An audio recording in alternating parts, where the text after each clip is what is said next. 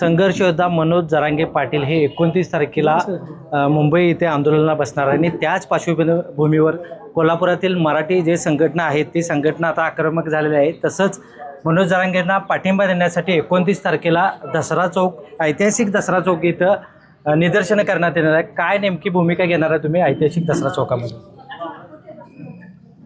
संघर्ष योद्धा मनोज जरांगे पाटील यांनी मराठा समाजाच्या विविध मागण्यासाठी हे जे आंदोलन मुंबई येथे आयोजित केलेलं आहे, हे आंदोलन अंतिम व्हावं अशा दृष्टिकोनातून सकल मराठा समाज यामध्ये एकजुटीनं कसा सहभाग होईल या दृष्टिकोनातून आज महत्त्वाची मीटिंग या ठिकाणी झालेली आहे।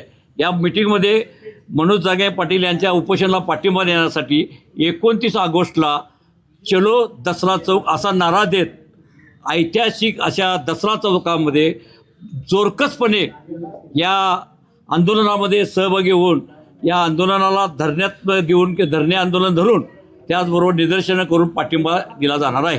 नेमके कोणत्या संघटना याच्यामध्ये सहभाग घेणार आहे? मराठा महासंघ आहे, मराठा सेवा संघ आहे, संभाजी ब्रिगेड आहे, छावा संघटना आहे, मावळा संघटना आहे, तसेच राजमाता जिजाऊ ब्रिगेड आहे। अशा सर्व संघटना आणि याच्याबरोबर अजून काही संघटना आहेत। आणि संघटना म्हणण्यापेक्षा आम्ही संघटना बाजूला ठेवून आम्ही समाज म्हणून याच्यामध्ये सहभागी व्हायला लागलो, सकल मराठा समाज म्हणून।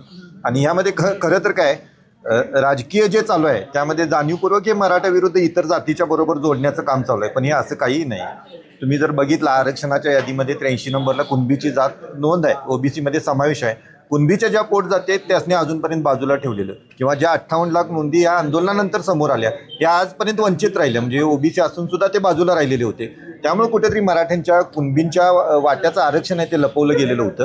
त्यासाठी आम्ही आमच्या हक्कासाठी आंदोलन करायला लागलोय आणि ह्यामध्ये सर्व जातीच्या लोकांनी ह्याच्यामध्ये पाठिंबा दर्शवलेला आहे। कोल्हापुरातनं सुद्धा फक्त मराठा नाही तर इतर जातीच्या संघटना सुद्धा यासाठी पाठिंबा देण्यासाठी आम्हाला फोन करत आहेत आणि आमचा पाठिंबा आहे म्हणून सांगत आहेत। जे राजकीय चाल करणारे लोक आहेत त्यांच्यातले काही निवडक लोक आहेत ते वर बसून काही दंगा करायला लागलेत, पण त्याला काय समाज व्यवस्थेमध्ये कुठेही तडा गेलेला नाही, सर्व समाज एकत्र आहे। राजकीय लोकांना काय आव्हान करा?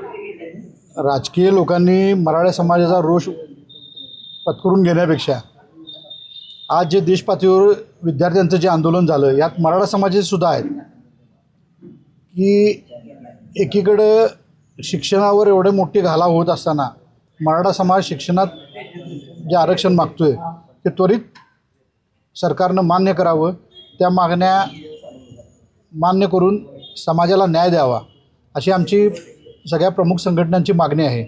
आणि यासाठी आम्ही सगळ्या कोल्हापूरवासियांना आणखीन मराठा बांधवांना 29 तारखेला पूर्ण महाराष्ट्रातनं एकवटून जरांगेंना भरघोस सपोर्ट करून, जसं परवा आपलं जे झिंजीचं जे आंदोलन झालं आणि ते निर्णायक झालं त्या पद्धतीनंच आपण लढा देऊया अशी मी आपल्या बांधवांना विनंती करून 29 तारखेला सगळ्यांनी एकत्रित होऊन ज्या ज्या ठिकाणी असेल त्या ठिकाणी त्यांनी राहून मनोज जरांगेंना सपोर्ट करावा अशी मी सगळ्या समाज बांधवांना विनंती करतो। नेमकं दसरा चौकच हेच ठिकाण निवडण्याचं कारण काय? खऱ्या अर्थानं दसरा चौक हा ऐतिहासिक ठिकाण आहे आणि आरक्षणाची सुरुवात कोल्हापूर त्या ठिकाणी झाली।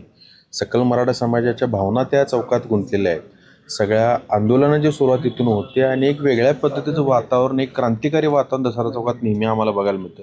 समोर शाहू महाराजांचा पूर्णाकृती पुतळा आहे आणि ती एक चांगल्या पद्धती प्रेरणा सकल मराठा समाज नेहमी देतात आणि सर्व समाजाला एकत्र धरून करण्याचं काम शाहू महाराज जसं केलं तसं तिथं देखील आंदोलन करताना सर्व समाज एकत्र येऊन त्या ठिकाणी करणार आणि यशस्वी होणार। गेल्या काही दिवसांमध्ये जे आंदोलन झाले त्यामध्ये आंदोलनामध्ये उद्रेक तुम्हाला दिसला नाही, परंतु 29 हे अंतिम आंदोलन आहे आणि मनोजदादांनी ज्या पद्धतीने सांगितलं त्या पद्धतीने 29 नंतर 100% मराठ्यांच्या हक्काच्या आंदोलनात उद्रेक तुम्हाला टप्प्याटप्प्याने 100% दिसायला मिळेल आणि त्या पद्धतीची भूमिका या सर्व संघटनांनी या ठिकाणी आज व्यक्त केलेली आहे। पश्चिम महाराष्ट्रातल्या मराठा बांधवांना काय तुम्ही आव्हान कराल? पश्चिम महाराष्ट्रातील मराठा बांधवांना एकच आव्हान आहे की कुठल्या धनदांडग्याची गरज नाही, गोरगरीब असणारा मराठीची आहे आणि संपूर्ण समाजातल्या युवकांनी आणि युवतींनी खास करून भविष्य तुमचं आहे, लढतात ज्येष्ठ ह्याची जरा तुम्ही काहीतरी मनाला बाळगा। बोलायचं नसते बरं, सांगायचं असते। शिवरायांचा मावळा जसा लढतो तसा या आज आम्ही लढायला तयार आहोत, तुम्ही बी या आणि आपण सर्व मिळून आपलं आरक्षण परत एकदा चांगल्या पद्धतीने मिळवूया। सुनील काटकर, लोकशाही मराठी, कोल्हापूर। लोकशाही मराठी, ऐका, पहा, जागरूक रहा।